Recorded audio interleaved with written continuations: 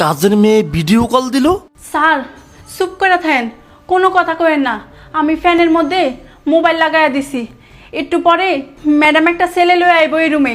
দেখেন ম্যাডাম এই রুমে কি কি করে, আপনি দেখতে থাকেন, আমি যাই। কিরে, তোমার বেডরুমে কি করিস?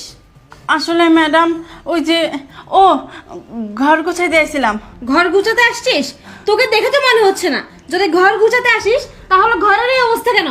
আর তোকে আমি একদিন বলেছি না, আমি না বলা পর্যন্ত তুই আমার এই বেডরুমে ঢুকবি না, তাও কেন ঢুকলি? আচ্ছা ম্যাডাম, আর আসবো না। তাছাড়া এই টোল এখানে কেন? হ্যাঁ, ঘর গুছাবি তো টোল এখানে কেন? শোন, তুই আজকে সারাদিন আমার বেডরুমে আর একবারও ঢুকবি না। আমার বয়ফ্রেন্ড আসবে, এখন গিয়ে ফ্রিজে যে গরুর মাংস আছে, গরুর মাংস রান্না করবি আর পোলাও করবি। যা তাড়াতাড়ি করে রান্নাটা করে নে। আর হ্যাঁ, ভুল করেও এগুলো যেন তোর স্যার কোনোভাবে না জানে। আমি কিন্তু তোকে আগেও বলেছি, যদি তোর স্যার কোনো কিছু টের পায় তাহলে তো তোকে আমি মেরেই ফেলবো, সেটা তুই ভালো করেই জানিস। ঠিক আছে? ঠিক আছে ম্যাডাম, আমি কিচ্ছু কমু না। হয়েছে হয়েছে, যা এখন গিয়ে তাড়াতাড়ি করে রান্না কর।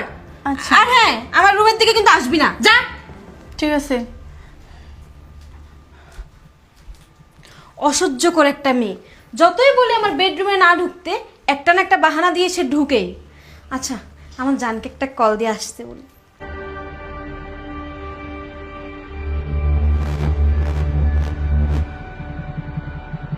হ্যালো জান। হ্যাঁ বলো। শোনো না, আমার বাসা না পুরো ফাঁকা, তুমি জলদি করে আমার বাসায় চলে আসো তো। ও আচ্ছা, কেন তোমার হাজবেন্ড কই গেছে? আর আমার হাজবেন্ড তো অফিসেই চলে গেছে। ও বলেছে আজকে নাকি ওর ফিরতে সন্ধ্যা হবে, ততক্ষণ আমরা সারাটা দিন সময় কাটাতে পারবো। আর আমি তোমার পছন্দের সব খাবার রান্না করছি, তুমি চলে আসো তাড়াতাড়ি। আচ্ছা, আমি একটু কাজ করতেছি তো, আমি আসতেছি। হ্যাঁ আচ্ছা ঠিক আছে জান, তাড়াতাড়ি আইসো। ওকে যান।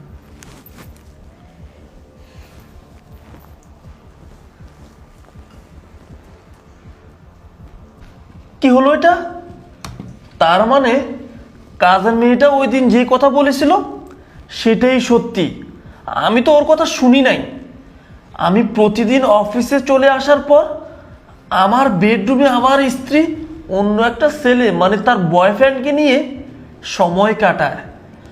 এই জন্যই ও আজকে ভিডিও কল দিয়ে আমাকে সব কিছু দেখাইছে। সমস্যা নাই, তোর বয়ফ্রেন্ডকে নিয়ে আয়, আমিও আজকে তোকে হাতে নাতে ধরবো। তুই অনেক দিন ধরে আমাকে ঠকাচ্ছিস, কিন্তু আর না, আমি আর একটা মুহূর্ত এখানে বসে থাকবো না। তুই তোর বয়ফ্রেন্ডকে নিয়ে আমারই বাসায় রঙ্গলীলা করবি আর আমি অফিস করব। দিন শেষে তুই আমার খাবি। না না, এইটা তো চলতে দেওয়া যাবে না। আমি এখনই বাসায় যাব। এই জব্বর, বসো জান। জানো, আজকে বুয়াকে বলেছি তোমার পছন্দের গরুর মাংস রান্না করতে, সাথে পোলাও করতে। তাই? তো তুমি রান্না করতে পারলে না? আমি রান্না করব? আমি রান্না করলে তোমার সাথে সময়টা কাটাবো কখন? আচ্ছা শোনো, এসব কথা বাদ দাও। সত্যি বাসায় কেউ নাই তো? না, বাসায় কেউ নেই, আমি, তুমি আর কাজের মেয়েটা আছে। ও তো এইদিকে ভুলেও আসবে না। তারপরে কেমন জানি ভয় ভয় কাজ করতেছে। সেদিন তো অল্পের জন্য তোমার হাজবেন্ডের কাছে ধরে। যদি 1 কোটিতে না মানে তাহলে একটু বাড়ায়া বলেন। মুনা? আলিফ? আরে মুনাফ, কে এই জোকার? মারুফ, তোমাকে বলেছিলাম না একটা গ্রামের খ্যাত গাইয়া ছিল যে কিনা আমার পিছনে পুরো মরিয়া হয়েছিল, মানে আমাকে অনেক পছন্দ করতো। এই তো সেই ফকিন্নি খ্যাত জানি কোথাকার। ও আচ্ছা আচ্ছা, এবার বুঝতে পেরেছি। আমার মনে পড়েছে, তুমি আমাকে বলেছিলে টাকার জন্য তুমি যে ছেলেকে ছেড়ে দিয়েছিলে, এই ছেলে, তাই না? তুমি ওকে ছেড়ে দিয়েছো, অনেক ভালো কাজ করেছো। তুমি যদি ওকে না ছাড়তে না, তাহলে তোমার ওর মতো কাজ করা লাগতো। এরকম পোশাক আশাক পরে শুধু জমি চাষ করে, অন্য কিছু করতে পারে না তো এরা। কি ব্যাপার মুনা, এইভাবে কেন কথা বলতেছো? তুমি যেমন ছিলে এখনো ঠিক তেমনই আছো, আর তোমার কপালে জুটাইছো এরকম একটা। খুঁজে নিয়েছি তো। আমার মন মতো বড় লোক যেমনটা আমি চেয়েছিলাম, নাকি তোর মতো ছোট লোক ফকিনি? বাই দ্য ওয়ে, তুই কি জানিস হ্যাঁ আমি কত বড় একটা কোম্পানিতে জব করি? আমার মান্থলি স্যালারি শুনলে না তোর অবস্থা খারাপ হয়ে যাবে। আর আমার কোম্পানির নাম শুনবি, AKSP। কি হলো এটা? তার মানে কাজের মেয়েটা ওই দিন যে কথা বলেছিল সেটাই সত্যি। আমি তো ওর কথা শুনি নাই। আমি প্রতিদিন অফিসে চলে আসার পর আমার বেডরুমে আমার স্ত্রী অন্য একটা ছেলে মানে তার বয়ফ্রেন্ডকে নিয়ে সময় কাটায়। এই জন্যই ও আজকে ভিডিও কল দিয়ে আমাকে সব কিছু দেখাইছে। সমস্যা নাই, তোর বয়ফ্রেন্ডকে নিয়ে আয়, আমিও আজকে তোকে হাতে নাতে ধরবো।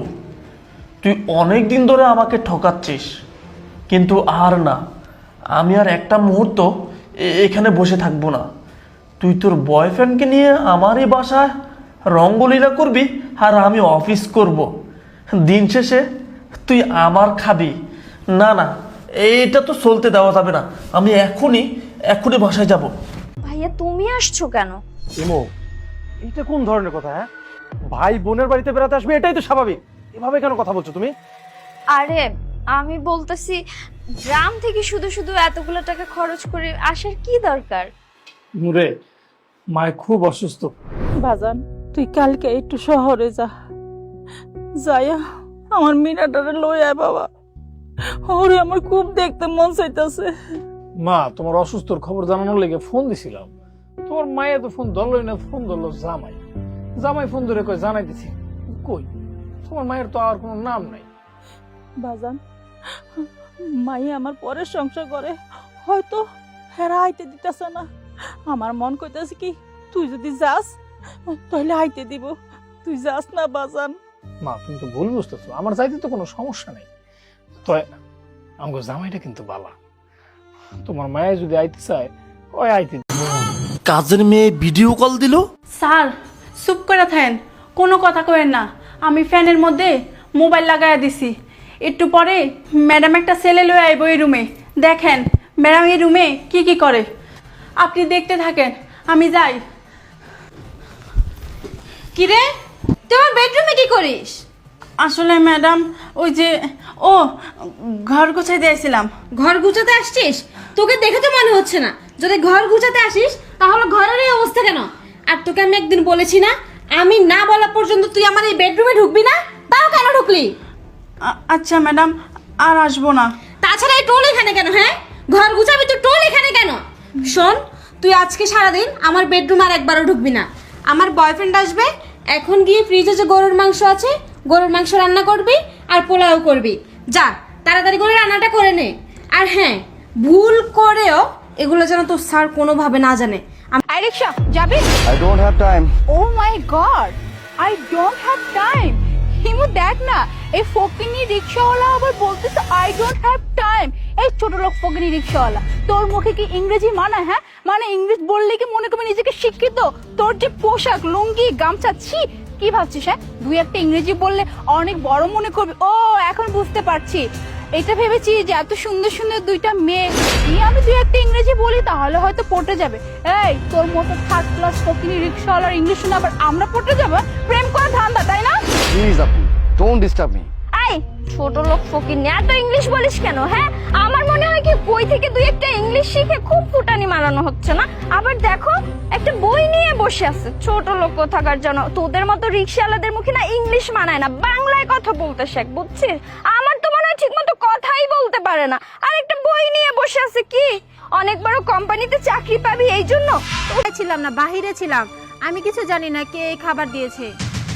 ও হ্যাঁ, তুই তো জানবি না। তুই জানবি কিভাবে? তুই তো সারাদিন বাইরে থাকিস, বন্ধু বান্ধবদেরকে নিয়ে সবসময় পার্টিতে থাকিস। পার্টিতে থাকলে বাড়ির খবর তুই রাখবি কিভাবে? ঠিক আছে, তুই যেহেতু জানিস না, মা তো সবসময় বাড়িতে থাকে, মা নিশ্চয়ই জানবে।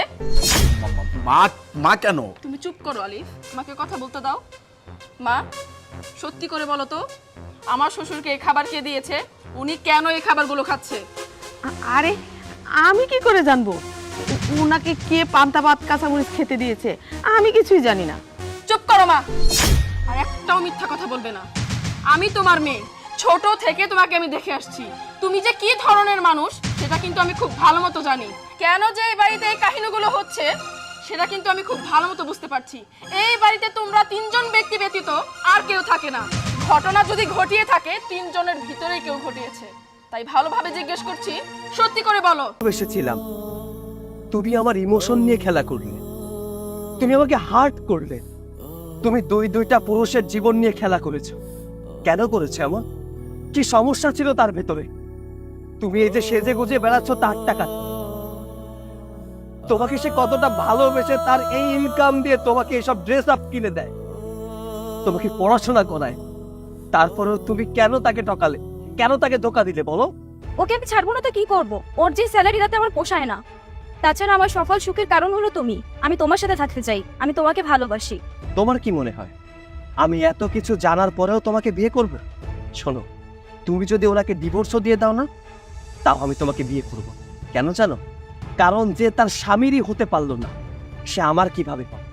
কালকে যদি আমার কাছে টাকা পয়সা না থাকে, তাহলে তুমি অন্য একটা ছেলের কাছে চলে যাবে। তোমাকে বিয়ে করা আমার পক্ষে সম্ভব না। তোমাকে নিয়ে যে আমি সংসার করব, তুমি যে আমার সংসারে সারা জীবন